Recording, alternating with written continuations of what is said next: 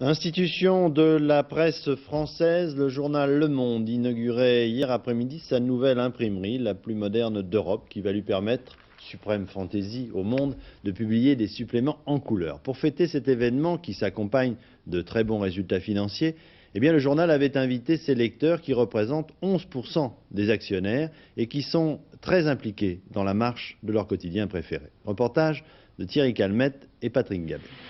Vitesse maximum pour un quotidien qui incite à la réflexion. Telle pourrait être la devise de l'imprimerie du journal Le Monde à Ivry, près de Paris. Dans ce nouveau cœur du journal, ambiance loft-atelier pour les lecteurs. Car si d'autres journaux tirent leur force d'un groupe multimédia, Le Monde, lui, s'appuie sur ses rédacteurs et ses lecteurs. Invités pour la visite des rotatives qui mettront enfin de la couleur dans le monde. Ce qui ne surprend pas les plus vieux lecteurs, ceux de 1944-45. Sur la forme, là, il fallait vraiment avoir bien envie de le lire, quoi. C'est vrai que la concurrence n'était pas très forte sur la qualité et sur l'intérêt international, enfin mondial du journal. Et puis très vite aussi par rapport au temps d'avant-guerre sur son indépendance. À cette époque-là, c'était très très frappant.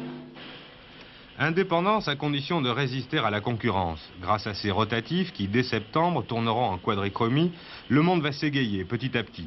Mais l'investissement de 350 millions de francs à Ivry montre la volonté de rajeunissement du journal, réclamé par tous les nouveaux abonnés.